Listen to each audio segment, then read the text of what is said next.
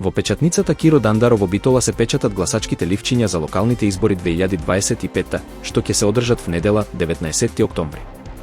Државната изборна комисија најавува дека дистрибуцијата на доверливиот материјал до општинските комисии ќе заврши до крајот на неделата, под полициско обезбедување. Во сабота ќе гласаат болни, немокни, затвореници и лица во домови, околу 9000 вкупно. Во недела ќе гласаат 1.832.415 избирачи од 7 до 19 часот со биометриска идентификација. За печатење на ливчињата се издвоени 48 милиони денари. Овие избори се 8 по ред од независноста на државата. Хелсиншкиот комитет изразува загриженост поради порастот на говорот на омраза пред локалните избори. Апелира политичките партии и јавните личности да се воздржат од пораки што поттикнуваат поделби и насилство, а кампањите да се водат со почит и аргументи. Особено се нагласува дека жените кандидатки се мета на сексистички напади и навреди, што ги обесхрабрува да учествуваат во политиката. Комитетот бара медиумите да не шират говор на омраза, институциите да реагираат, а граѓаните да пријавуваат. Се повикува на толеранција, дијалог и фер изборен процес. Премиерот и лидер на владеачката партија, Христијан Мицкоски, повика граѓаните масовно да излезат на локалните избори на 19 октомври, за партијата, како што рече, да влезе во град Скопје и да ги реши горливите проблеми, особено финансиските и инфраструктурните. На средба со Стопанската комора на Северозападна Македонија најави приоритети: завршување на клучката кај Момин поток, подобрување на пристапот до индустриската зона во Избегово и автопатот Скопје-Блаце. Комората го пофали сериозниот пристап на владеачката партија и истакна дека нивните барања веќе се дел од програмата на партијата.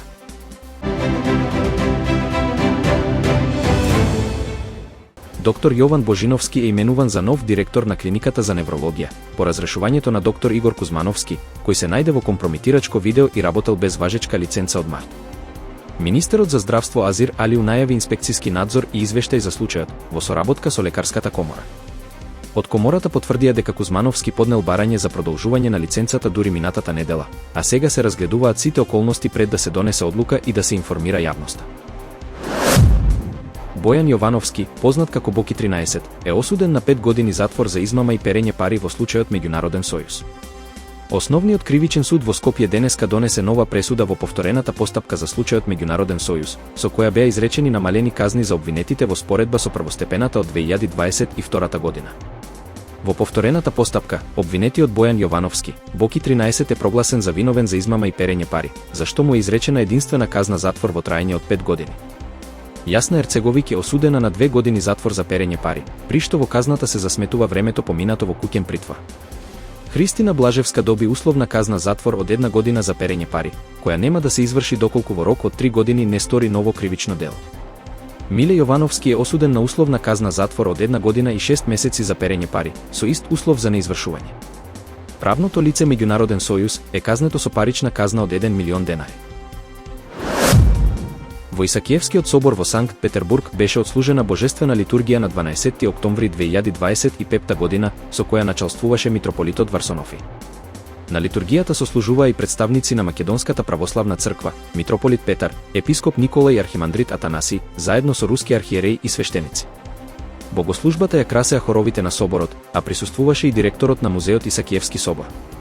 По службата, митрополитот Варсонофи изрази радост за духовното единство и им подари крст и панагија на представниците на Македонската православна црква. Грејната сезона во Скопје започнува на 15 октомври, со општи електростопанство на Македонија. Системот за централно грејење опфаќа околу 66.000 потрошувачи, главно домакинства, но и јавни установи. Испораката ќе се прилагодува според температурите.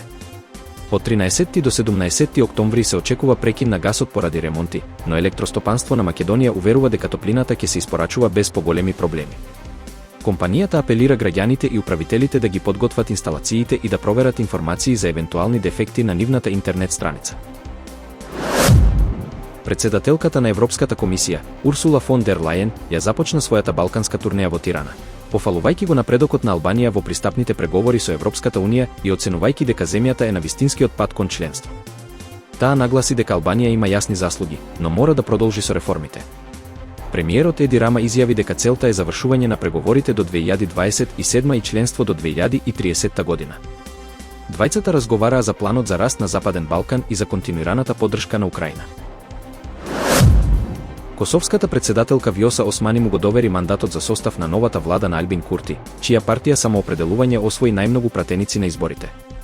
Курти има 15 дена да го предложи составот и програмата на владата, но се уште треба да обезбеди мнозинство од најмалку 61 пратеник. Ако не успее, Османи ќе ги повика партиите на консултации и може да му го довери мандатот на друг кандидат. Доколку не се формира влада ни повториот обид, ќе се распишат нови избори. Српскиот председател Александар Вучик го поздрави ослободувањето на израелско-српскиот државјанин Алон Охел, кој повеќе од 2 години бил во заробеништво на Хамас. Во објава на платформата X, Вучик му посака добре дојде дома и изрази благодарност до Доналд Трамп, Джаред Кушнер, Стив Витков и Бенјамин Нетањаху за нивната улога во ослободувањето. И министерот за надворешни работи Марко Ѓурик го поздрави настанот, потсетувајќи дека Охел бил киднапиран на 7 октомври 2023 година за време на музички фестивал. Францускиот председател Емануел Макрон изјави дека со последните случувања мирот станува можен за Израел, Газа и целиот регион. Тој повика меѓународната заедница да го искористи моментот за обновување на преговорите и трајно политичко решение. Макрон ја нагласи важноста на ослободувањето на заложниците како предуслов за доверба и почеток на мировен процес, истакнувајќи ја улогата на Катар и Египет во посредувањето. Силно невреме со обилни дождови предизвика масовни поплави во Каталонија, североисточна Шпанија, при што десетици луѓе беа заробени во своите возила. Пороите од каллива вода го зафатија регионот Тарагона, особено градовите Ларапита и Санта Барбара. Бурата Алис предизвика издавање на највисоко црвено предупредување од метеоролошката служба. За сега нема пријавени жртви, а властите апелираа граѓаните да останат во своите домови. Два експресни воза се судрија утрово околу 10 часот близу селото Јаблонов на Турња во Словачка, на место каде се вкрстуваат две пруги. Причината за несреќата се уште не е позната и е предмет на истрага. На терен се испратени амбулантни возила и спасувачки хеликоптер за евакуација и згрижување на повредените. Полицијата ја обезбедува областа, а спасувачките екипи работат на безбедно извлекување на патниците од возовите. Најмалку 42 лица, меѓу кои и 7 деца, загинаа во тешка сообраќајна несреќа во северниот дел на Јужна Африка, кога автобус со патници од Зимбабве и Малави излетал од патот и се превртел во планински предел близу градот Луис Тричард. Властите се уште не соопштиле број на повредени, а председателот Цирил Рамафоса изрази жалење, нарекувајќи ја трагедијата заедничка болка и за соседните држави.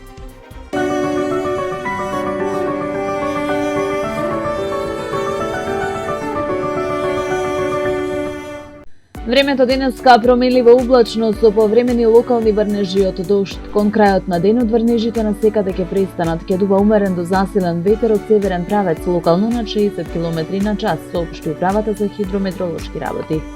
Минималната температура ќе биде во интервал од 6 до 13, максималната ќе достигне од 8 до 16 степени.